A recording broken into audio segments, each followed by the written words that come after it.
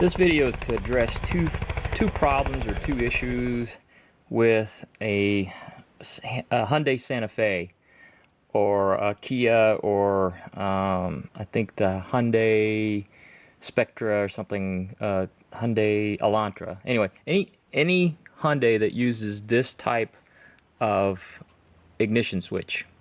What started it all was when the vehicle was on, but in park, out of gear, it would randomly make that god-awful screeching sound.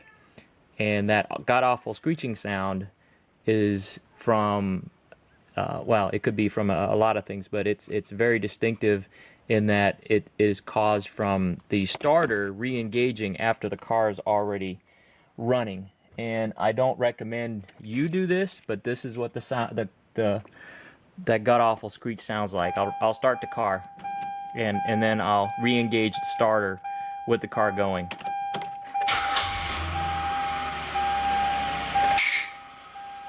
That's the screech. I don't recommend you do that. But the problem was, the car was making that god-awful, and it would go on for like maybe a half a second. And what I attributed to finally was this ignition switch here. And I let it run and it wouldn't do it, but then when I jiggled the key, it would make that god-awful noise, of course in the on position. So it has something to do with the contacts in here wearing out or something. So if you have that god-awful screeching noise inadvertently with a Hyundai product, this is a 2009 Hyundai Santa Fe, I suggest you change this. This was $13–14, so change this, and now I'm going to show you how to change this, or walk you through how to change this. So before I continue on with this video, just to answer the question, did that solve the screeching problem? And yes, it did. So let me start it up, and then I'll wiggle the key, and no more god-awful screeching.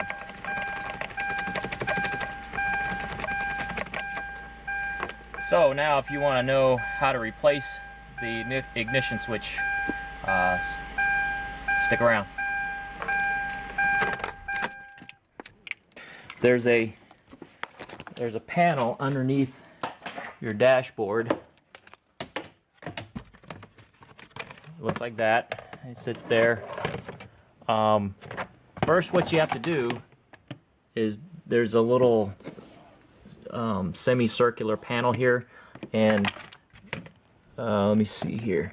There's a little nick right there, manufactured nick. And what you do is you get a screwdriver and you pop this open and you peel this back. It doesn't come out, not that I'm aware of, but you peel it back far enough to where you can access. There's a screw here and a screw there, and then this panel also has, as it sits, there's a screw that goes there, and then a screw hole there. And those are all the screws. 1, 2, 3, 4. And then under here, right here where this square hole is, it will fit behind this piece here. So what you got to do is you got to get a screwdriver, and there's a hook.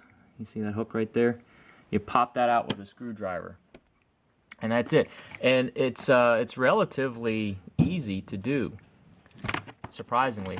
Now this thing here is your I don't know, some accessories, fog lights and whatnot. Some of you may or may not have these switches, but this panel should be there. And if it's connected to wires, what you want to do, there's tabs here. Let me stop the video and I'll show you how it fits.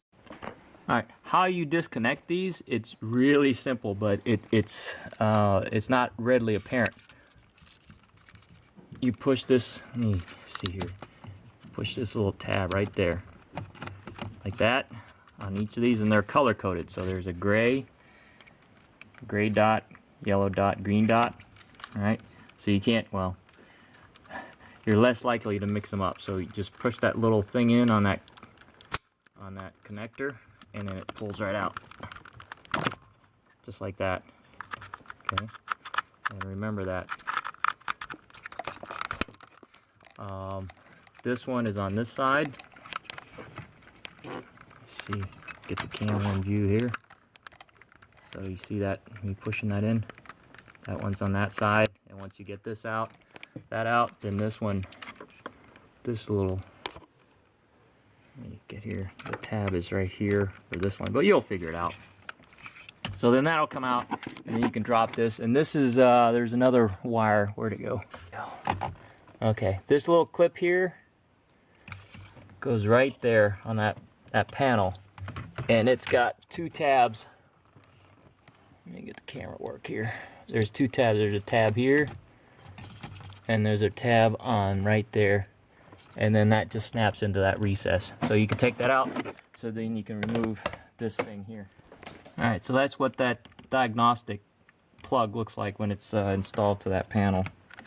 And this is what that accessory panel looks like when it's installed. And these are the tabs that you would push down on all four. There's two on top, two on bottom, and this will pop out. So that's what that looks like. Now behind that, there's going to be this deal.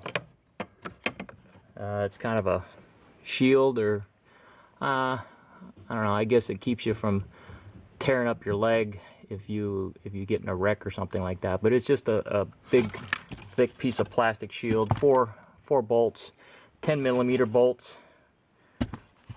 So you can get a 10mm socket or 10mm wrench and get that out. That's pretty easy to come out. Alright, then from there you will see the lock tumbler there, and then the ignition switch is right there, and I'll take you underneath.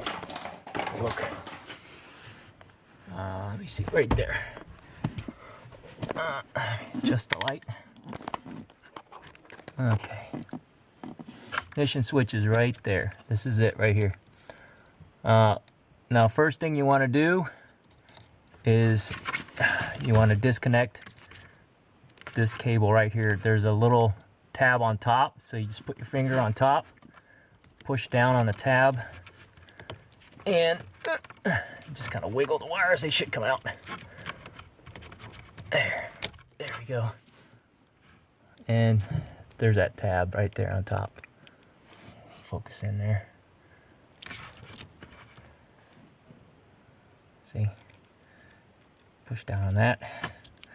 And then this thing here, this is tied in, believe it or not. Oh no, I'm sorry. This thing here, adjust the light again. This thing right there. Got my headlamp. This thing right here,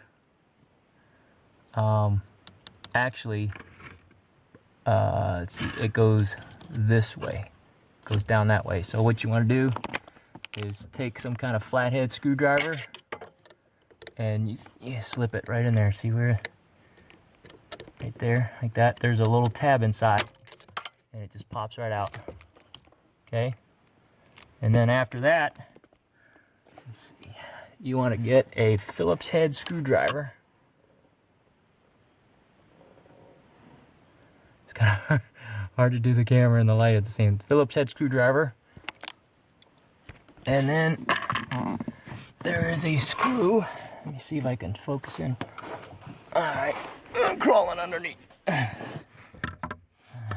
See my screwdriver. Alright, see that screw? And you want to take that screw all the way out.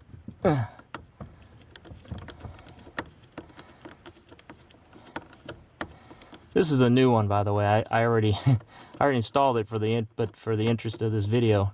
And what you can do is just let it fall out. It doesn't matter. Okay, it's not ready to come out yet. I know you've loosened it. So now what you want to do is, from this position, find your key. even though you get the screw out, you can see the thing won't come out. What you got to do is get your key, put it in there, and you want to turn it to accessory and then to on without starting the car, and then this thing will slide right out. And the screw fell out. So from there, installation is just reverse. Put this back in. Of course, at this point, you can take the key back out and stop that annoying beeping. All right, I'm getting ready to put the last piece in. I started with that corner, and then I worked around here, and then I got up here and I pushed the clips in here, and then this is the last clip here. Just line it up best you can. You might have to pick up on it a little bit and give it a good little bump. There you go. And it's back in place, and just put the screws back in. Also, you might want to take the fuse panel cover open to give you a little bit better access to. So, all right, one more thing I want to cover, so hang on. So with the key out, it'll lock the steering wheel, so then you can't turn the key. But if you take tension off, the key will turn. All right, so I hope that helps somebody. Like I said, reassembly is backwards from disassembly. So, all right, take care.